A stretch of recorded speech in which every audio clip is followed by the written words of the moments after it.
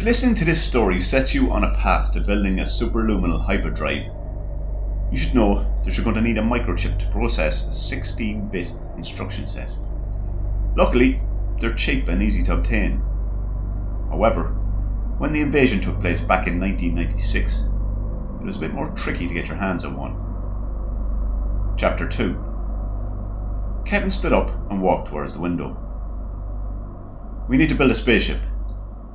His statement was met with silence. "Now, I know you think it sounds crazy." "That's because it is crazy," muttered Martina. "You're just thinking that because you've never built one. But ask yourself this. Where's the one place the invaders won't expect to find humans?" "Neptune?" "Close, Pa. Inside their command centre is where. We'd take them totally by surprise. And once inside it, it'd be no bother to fuck up all the controls."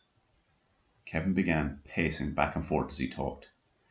"I don't know why I never thought of it before. All we need are some wheels in static equilibrium. Then we move one clockwise. If the bearings are good enough, it'll continue to rotate. And then if we bolt a hammer to it, it'll turn till it's pointed straight up and fall. That'll give an anti-clockwise force on the first wheel. If I stick a spring at the bottom, it'll bounce back up with an opposite impulse and gain energy from the gravitational field and repulse the positive gravitational charge of matter. Then we just point ourselves and it at the mothership, and we're there." The room was briefly silent again when he finished. "It's very early in the morning for that kind of stuff. What do you think, Martina?" "Sorry, I spaced off." "Oh, I'm sure it's great, Kev. We should still warn the others." Kevin was now doing laps of the room with excitement. "We need a processor and something that can insulate the drive and a large battery." "Kev, slow down. You're going to do my head in. Here, skin up." Pa handed Kevin the tobacco tin. "I'll try to get the van started. We should warn the others before we do anything." Kevin handed the tin to Martina as Pa walked out. "Actually, will you skin up, Martina? I need to write down the materials we're going to need." The van Pa went to was a 10-year-old 3-litre Ford Transit. It was parked sideways across a shingled driveway outside a B&B in South Sligo. It had served well for 5 festivals/fruit-picking seasons. Its disadvantages were rusty locks, a missing driver's side window, torn upholstery, and it was difficult to start. Its advantages were it could handle rough driving, and at a push it could comfortably sleep 4 adults and a dog. Pat climbed into the cab and turned the ignition. Bram! The sputter of the engine made its way indoors. "Martina, will you hand me the cardboard from the papers? I need to make a list." Bram! Clunk! "No, Kev, I need it for roach material." Bram! Come on, I'm trying to save the world." Bram! Bram! "Fine, you can have half of it." Bram! Bram! Bram! "Sounds like Pa's got the van going, Kev. We better head." Kevin handed over a tiny rectangle of cardboard as they left. "Here's a list of stuff we're going to need. Make sure and give that to Pa. Once you get the stuff, I'll build the engine." Martina and Kevin jumped into the cab of the van and it rattled out onto the road. The sun was long gone, but the eerie light of a comet lit the sky. It would have been a journey best suited to silence, but Pa gave out about the MC all the way. "What'd you say to call it, Martina?" "Billy the Rant." The van pulled off the main road onto a boreen, and from there onto a forestry track. "Billy what?" "The Rant. He's a poet." "Oh, all right, fair enough. I'm still not going up to him, though. You do it." "No way. It's Kev's idea. You go up there, Kev. You know how to explain all the technical stuff." "Fine so, lads. I'll do the talking." The throb of a bass drum grew louder as they made their way along the track. Every now and then a straggler from the party wandered out of the trees. The van pulled into a sloped clearing that was being used as a car park. It was not far from the car park to a larger clearing where decks and a sound system had been set up, but another speaker played noisily in one corner. A small crowd danced messily around it. One of the group staggered towards the van, clutching a flagon of cider. The woman had the bedraggled look of someone aged roughly between 25 and 80, and who neither knew nor cared either. "Fuck the system," she said cheerily, and stuck her head in the window. Kevin nodded back towards her. "Oh yeah, planet Earth has been attacked by aliens and most of the world's cities have been destroyed." The woman stared blankly. Her focus was only partly on what was in front of her. The comet is their mothership, and they'll soon have destroyed all the world's armies. Something sparkled in the woman's eyes. Woohoo! She shouted, and stuck her head back out of the window. She began yelling at the rest of the group, and they called back. Babylon is falling! Yeah, woohoo! Fuck Babylon! Tear it down! She turned back towards Kevin and smiled, muttered, Nice one, and staggered back to the group. Parr parked the van along the edge of the makeshift car park. The three passengers climbed out and headed along a narrow trail to where the party was taking place. Music was part of the landscape now, and it was getting louder. A trail of paraffin-filled lamps led them through the trees into the party. At one end of a large clearing was a set of decks flanked by 2 stacks of speakers. A crowd pulsed and throbbed in between the trail and the speakers. Martina pointed to a figure standing in front of the decks and gesturing wildly at the dancers. "Did you see the skinny blonde-haired fella in front of the decks, Kev? With the beard and the flat top? That's Billy Durant. He's meant to be sound enough. Just tell him what the story is." Kevin made his way through the crowd towards the front of the speakers. Pa and Martina waited at the other end of the clearing, soaking up the atmosphere for the second time that night. Billy Durant gurned relentlessly and his eyes bulged while Kevin explained. "That's deadly, but we're not locking the tunes off, man." "It's not deadly. I mean, it is deadly. Deadly serious.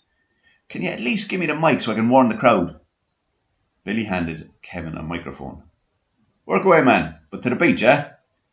Kevin looked at the crowd swaying with the music. 3 spotlights at the decks lit up those nearest him. Shadows swarmed and danced beyond them. He brought the microphone to his face. "Planet Earth has been attacked by alien spaceships. Wump, wump, dudda, dudda. Most of the major cities have been destroyed. Rang, wump, wump, dudda, dudda. The world's armies are going to launch an offensive any moment. Wump, wump, dudda, dudda. They'll all be wiped out. And we will be too, unless we do something right now." Billy placed his hand on the microphone. He stuck a finger on his lips, smiled a toothy grin, and took the microphone back. The music stopped on a thundering bass drop. Billy began pacing up and down. Boom! The sound of a single note echoed through the trees, followed by silence. The crowd had fallen quiet too. Boom! "Where are all my people?" Billy had just finished yelling when the note struck again. "Where are all my fucking people at?" Boom, and silence, followed by a kick drum. Boom. The notes began to increase in tempo, before ripping through the octaves and settling into a pattern. Psychedelic sounds zipped and whirred into the night. The crowd cheered. "Whoop, whoop, fucking hardcore, yeah, to the beat, to the beat. All my people are right here." Billy turned and handed the microphone back to Kevin, grinning again. Sweat was dripping from his forehead, and several of his bottom teeth were missing. He motioned for Kevin to continue. Kevin cleared his throat. "We're going to build a spaceship and destroy the alien mothership." The crowd and Billy were now bouncing up and down. "It's going to be powered by the world's first superluminal hyperdrive." Billy yanked the microphone out of Kevin's hand and started roaring. Hypo, we're going fucking hyperdrive. Whoop, whoop." The crowd roared. He turned to hand the microphone back to Kevin, but Kevin was gone. Pa and Martina saw Kevin approaching from a good distance. He stuck out in the crowd.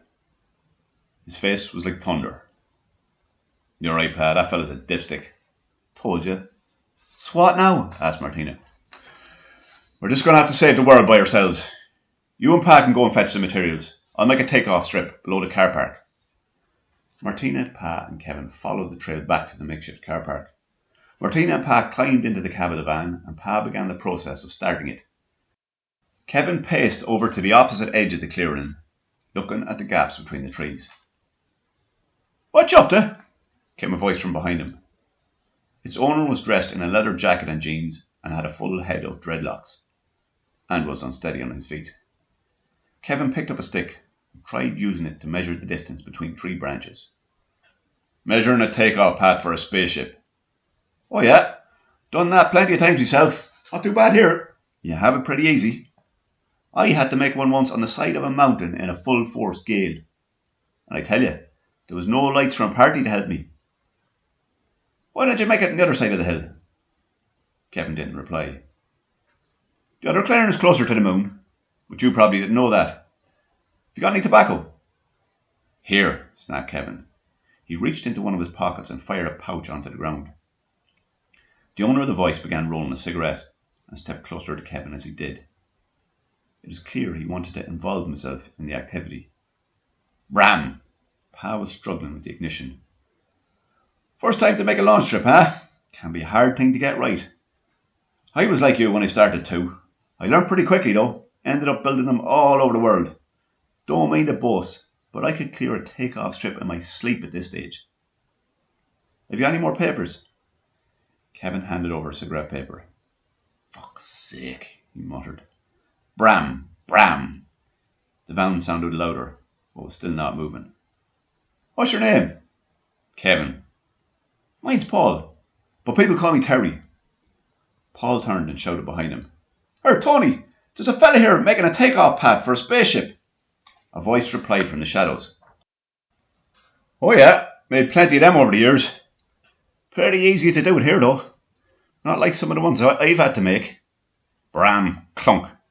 The van sputtered into life. Can I get a light off you? Asked Paul. Kevin was now struggling with his task. It would have been a tall order on a good day, but darkness, the noise of the party, and a sputtering van were making it very difficult for him to think. He did not welcome the addition of two drunken experts. Would you like me to smoke it for you too? He threw the lighter on the ground. Take it easy, mate. There's no need to get uptight about space travel. When you get to be as good at me, you'll find it no bother. Tony, I was just telling Kevin here that he should make the strip on the top of the hill. Tony staggered over to them and propped himself against a branch. He seemed pleased to have an audience and appeared ready to hold court. You won't know this, Terry, because you're too young. But the top of a hill is always the closest to the moon. Good to meet you, Kevin. Can I get a smoke off you? Bram, Bram, Bram. The van drove out of the clearing and onto the forestry track. Kevin watched it disappear between the trees, glanced towards his two new advisors, rolled his eyes, and went back to measuring. It's going to be a long night, he muttered.